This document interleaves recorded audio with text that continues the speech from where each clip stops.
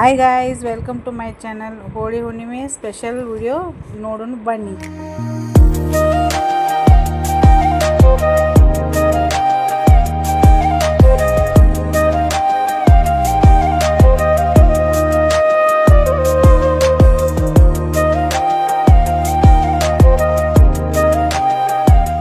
Hi friends, ಇವತ್ತು ಹೋಳಿ ಹುಣ್ಣಿಮೆ ಶುಭಾಶಯಗಳು ಎಲ್ಲರಿಗೂ. ಇವತ್ತು ನಾನು ನಮ್ಮ ಮನ್ಯಾಗ ಇವತ್ತು ಪಲ್ಕಿ ತುಂಬೋದು ಎಲ್ಲ ಮುಂದೆ. ಆಮೇಲೆ ಅದಕ್ಕೆ ಬುತ್ತಿ ಕಲ್ಸೋದು ಅಂತಾರೆ ಕೆಲವ್ರು. ಈ ಕಡೆ ನಮ್ಮ ಬಿಜಾಪುರ ಸೈಡ್, ಇಂಡಿ ಸೈಡ್ ಇದ್ದವ್ರಿಗೆ ಗೊತ್ತದ. ಆದ್ರೆ ನೋಡಿರಿ ಅದು ಹೆಂಗೆ ಅಂತ ಹೇಳ್ತೀನಿ.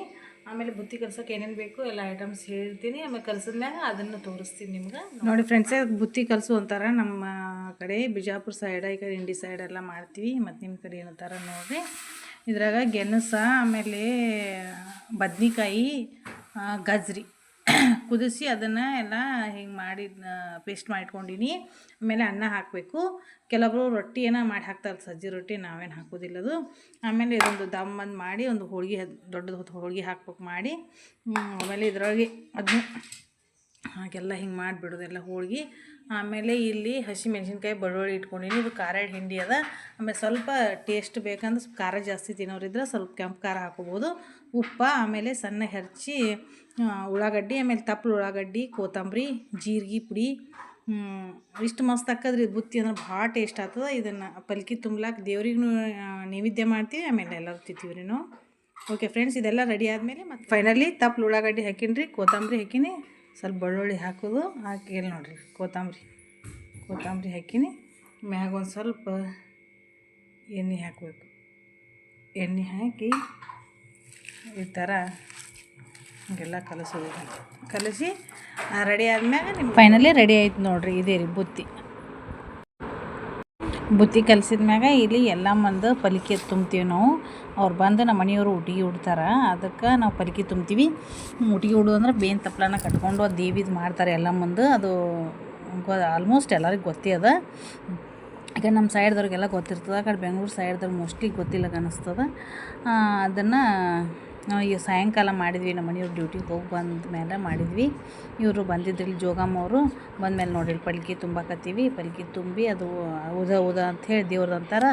ಅಂದಮೇಲೆ ಇಲ್ಲಿ ರೆಡಿ ಆಯ್ತು ನೋಡಿ. ಹೀಗೆಲ್ಲ ಮಾಡಿ ಅದಾದಮೇಲೆ ನಾವು ಕಾಮದಹನಕ್ಕೆ ನಮ್ಮ ಕಾಲನಿ ಒಳಗೆ ಸಾಮೂಹಿಕವಾಗಿ ಕಾಮದಹನ ಮಾಡ್ತೀವಿ. ಅಲ್ಲಿ ಹೋದ್ವಿ, ಫ್ಯಾಮ್ಲಿಯೆಲ್ಲ ಅಲ್ಲಿ ಹೋಗಿ ಕಾಮದಹನ ಮಾಡಿದ್ಮೇಲೆ ಎಲ್ಲರೂ ಸ್ವಲ್ಪ ಬಣ್ಣ ಆಡಿದ್ವಿ, ಮಹಿಳೆಯರು. ಆಮೇಲೆ ಎಲ್ಲ ಹೆಣ್ಮಕ್ಳು ಗಂಡ್ಮಕ್ಳು ಎಲ್ಲರೂ ಕಾಮದಹನ ಆದಮೇಲೆ ಅದನ್ನು ಮುಗಿಸ್ಕೊಂಡು ಮತ್ತು ಮನೆಗೆ ಬಂದ್ವಿ.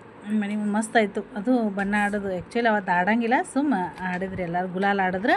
ಅದು ಮುಗಿಸ್ಕೊಂಡು ಬಂದಮೇಲೆ ಆಮೇಲೆ ರಾತ್ರಿ ನಾವು ಮಲ್ಲೆ ಇದು ಕಾಮದಹನ ಆದಮೇಲೆ ಮಲ್ಲೆ ಹೋಗ್ತಾನಲ್ಲ ಶ್ರೀಶೈಲಕ್ಕೆ, ಅವ್ರಿಗೆ ನಾವು 5 ವರ್ಷ ಆಯ್ತು ರೀ ನೀರು ವಿತರಣೆ ಮಾಡ್ತೀವಿ. ಅಲ್ಲಿ ಪೊಲೀಸರು ನಿಂತಿದ್ರಿ, ಅವ್ರು ನೀರು ಬೇಕಾಗಿತ್ತ, ನೀರು ಕೊಡ್ತೀವಿ. ಈಗ ಅಲ್ಲಿ ಕಂಬಿ ಬರತ್ತದ್ರಿ, ಕಂಬಿ ಕೊಡ್ತೀವಿ. ಕಂಬಿ ಮಂದಿ ಸಕ್ರೆ ಕೊಡ್ರಿ ನಂದು ಇನ್ನೇನು. ಅವ್ರು ಹೋದ್ರೆ ಹಂಗೆ ಹೋದ್ರೆ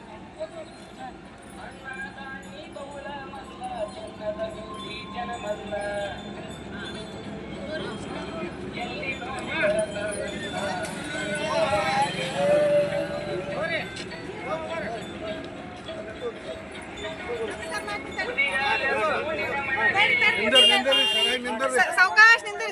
ಒಂದು ಜರ ಉಪವಾಸ ಮಾಡಿ ನಮಗೂ ಕಲ್ಯಾಣ ಭಕ್ತಲಿಂಗ ಅರ್ವಲ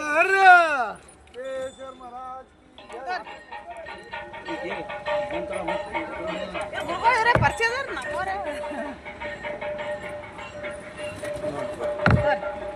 ಗುರುಗಳ